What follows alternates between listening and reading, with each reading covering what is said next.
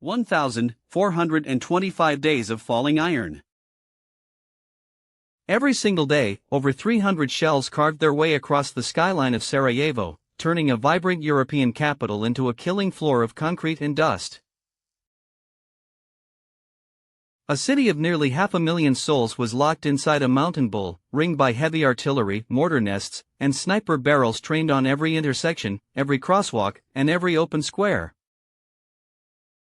History remembers the politicians who signed the accords, and the generals who gave the orders. But history forgot the woman who quietly mapped the invisible veins of survival running beneath the crosshairs. A crumpled paper napkin, stained with grease from a smuggled candle and marked with trembling ink, shows the exact trajectory of a sniper's field of view across the Miljacka River. How do ordinary human beings navigate a world where standing still is a death sentence, and moving is a gamble against a hidden rifle? How does a city of concrete and steel become an unreadable maze where every doorway is a trap, and who was the person who finally dared to draw the way out? To understand the geography of the siege, you have to understand Sarajevo before the world caught fire. In the spring of 1992, the city was a triumph of multicultural coexistence. Nestled in a steep valley carved by the Miljacka River, it was a mosaic of Ottoman-era mosques, Austro-Hungarian facades, and sleek modernist housing blocks built for the 1984 Winter Olympics. People of diverse backgrounds walked the cobblestones of Baskarsaja, sharing coffee, debating politics, and living lives indistinguishable from any other modern European urbanites. Among them was Fatima. She was not a soldier, nor a politician, nor an underground operative trained in tradecraft. She was a middle school geography teacher.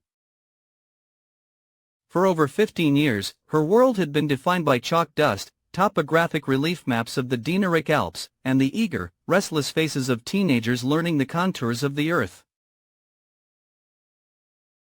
She knew the rivers, the elevation lines, and the human geography of her homeland.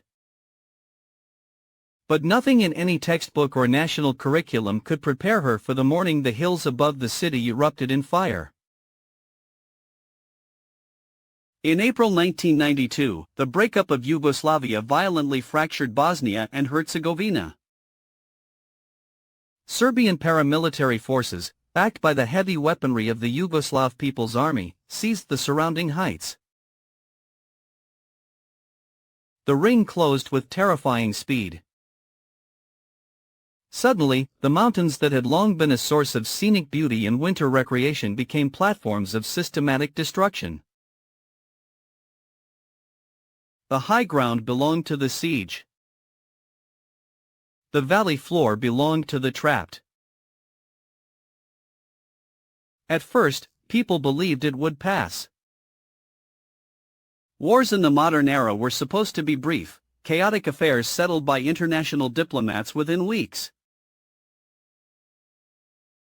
But as April bled into May, the grim reality set in.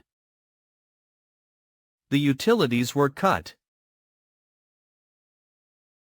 Water mains were blown apart. Electricity vanished, plunging apartment blocks into darkness. And above all, the sniper fire began.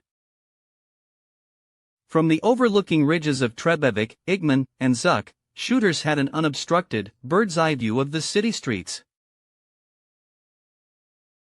A particularly infamous stretch of asphalt, running alongside the Miljacka River and past the sprawling Holiday Inn, was dubbed Sniper Alley. It was a wide, open avenue flanked by tall buildings that created wicked wind tunnels and perfect concealment for shooters. To cross Sniper Alley was to play Russian roulette with your life. Fatima watched from the window of her fourth-floor apartment as the city transformed. She saw people step out for water and never return. She watched neighbors sprint across intersections, dropping their plastic jugs as high-velocity rounds cracked through the air. Fear did not manifest as a dramatic scream, it settled into a heavy, suffocating silence inside the apartment walls.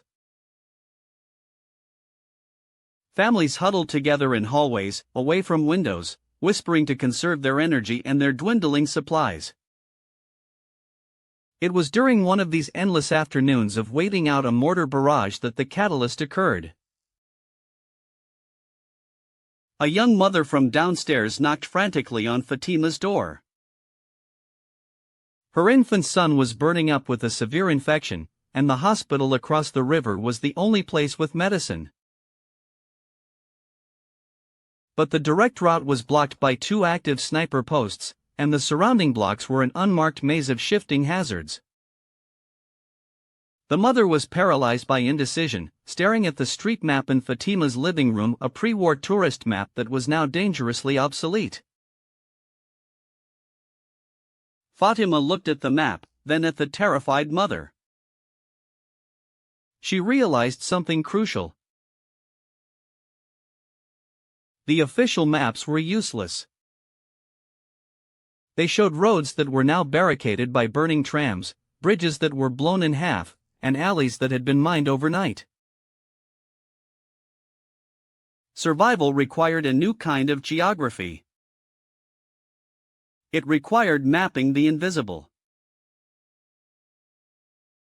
That evening, after the mother had returned, miraculously safe, having taken a twisting path through basement laundries and bombed-out courtyards, Fatima pulled a stack of paper napkins from her dwindling kitchen supplies. Using a stub of a pencil, she began to draw. She didn't draw the city as it was, she drew the city as it was experienced under fire. She marked the buildings with blind spots, structures tall enough to block the line of sight from the Trebevic Ridge. She shaded the lanes where the angle of the sun at midday created blinding glares that ruined a sniper's scope. She noted which cellar walls were thin enough to be kicked through with a heavy boot to connect one basement to the next, creating a subterranean network of escape that completely bypassed the lethal streets above. This was the birth of the cartography of ashes. Every evening, as the artillery duel reached its twilight crescendo, Fatima sat by the dim, shuttered window, translating the whispered reports of neighbors, couriers, and black market traders into precise, hand-drawn navigational guides. She didn't use formal cartographic symbols. She used a private cipher of dots, dashed lines, and cryptic annotations: 3 bricks loose, blind corner at 2 p.m., watch for glass crunch. These were not maps of conquest or territory.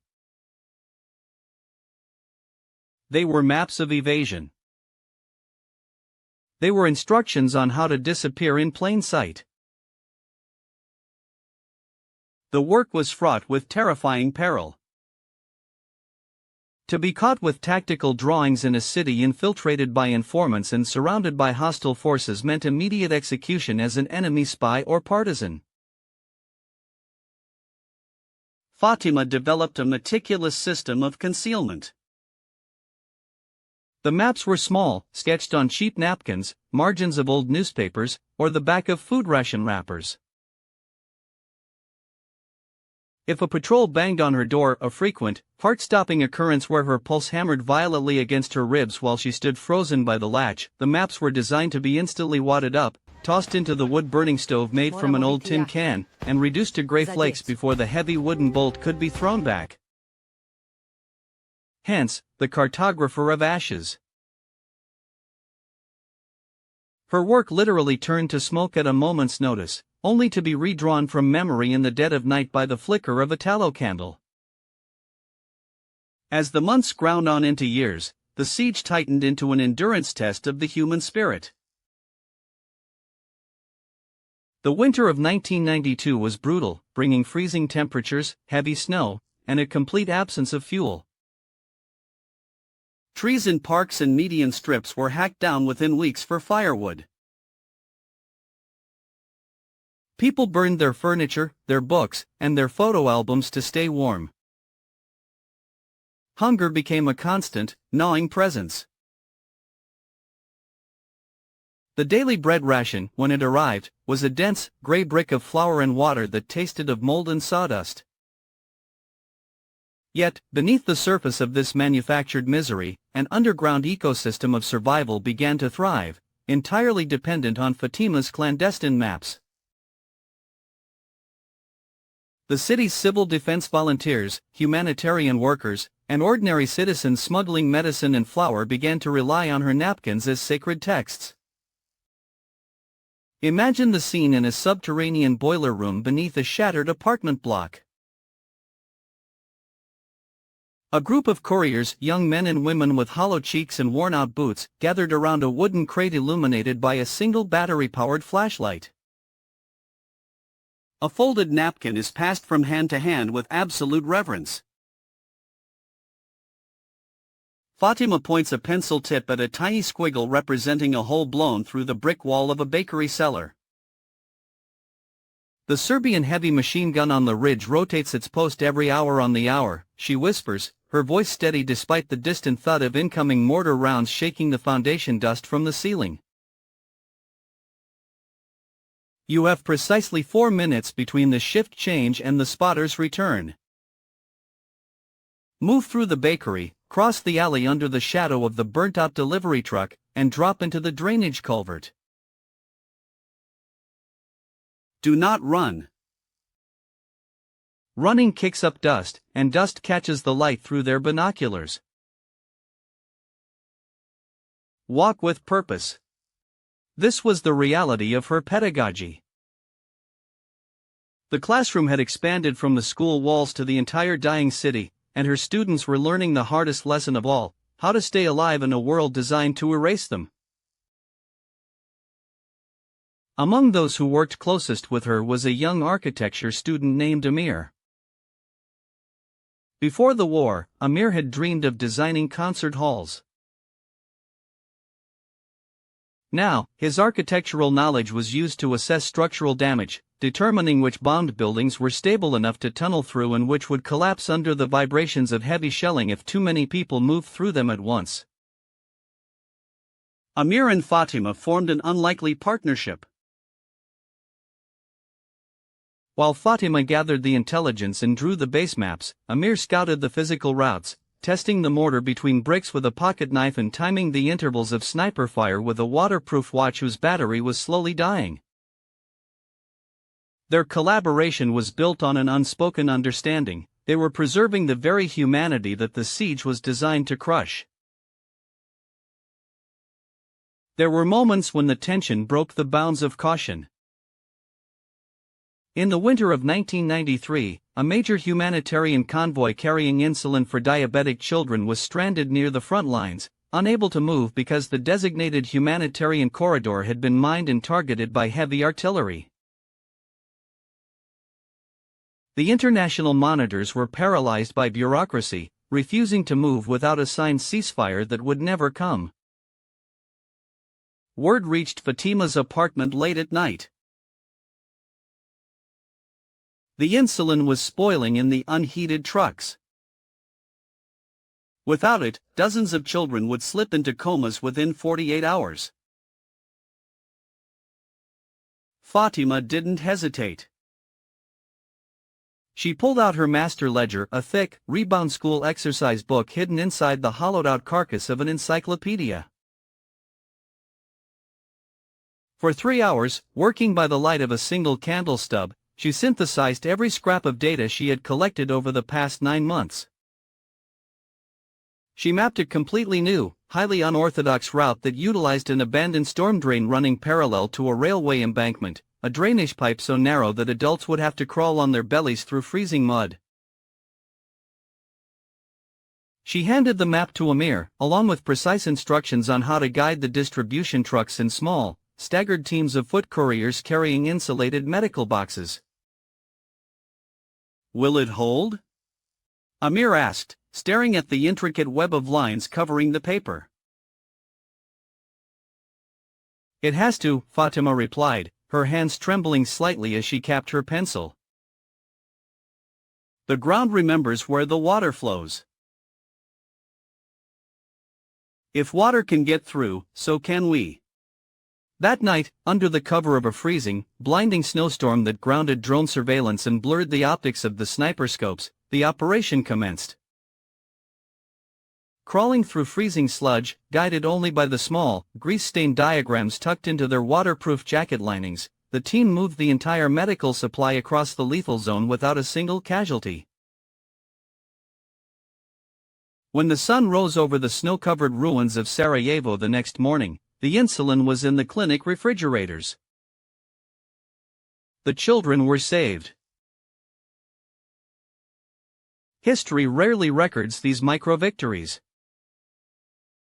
It records the treaties, the death tolls, the macro movements of armies.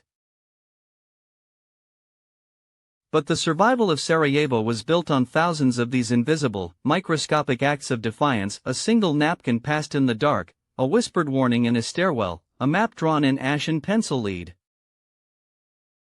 As the siege dragged into its third and fourth years, the physical toll on Fatima began to mount.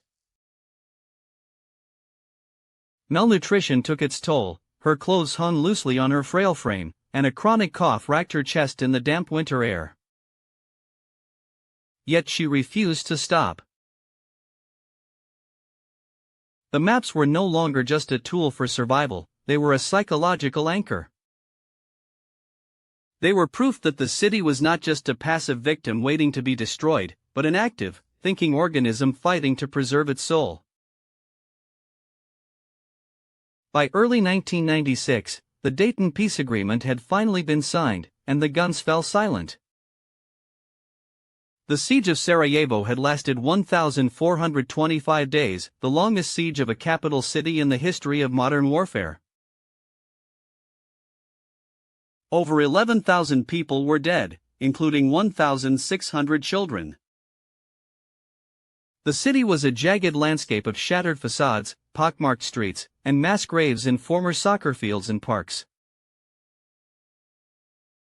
As the residents emerged blinking into the spring sunlight, trying to piece their lives back together, Fatima did something extraordinary. She didn't burn her collection of maps, and she didn't throw them away to forget the nightmare.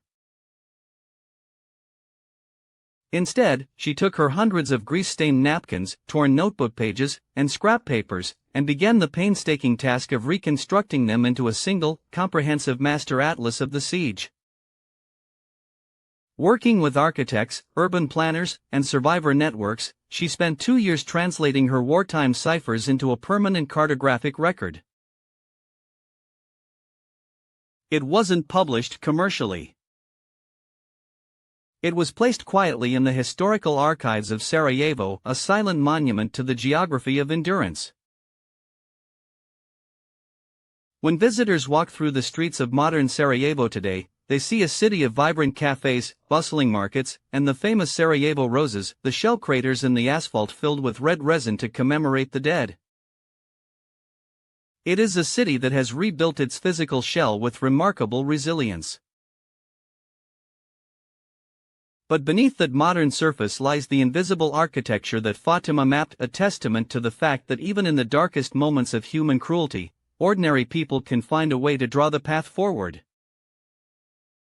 If these forgotten stories of quiet human resilience matter to you, and you want to ensure that history never erases the names of those who kept the light burning in the dark, take a moment to subscribe, leave a comment below sharing your thoughts on the resilience of ordinary people in extraordinary times, and share this episode with someone who needs to hear it.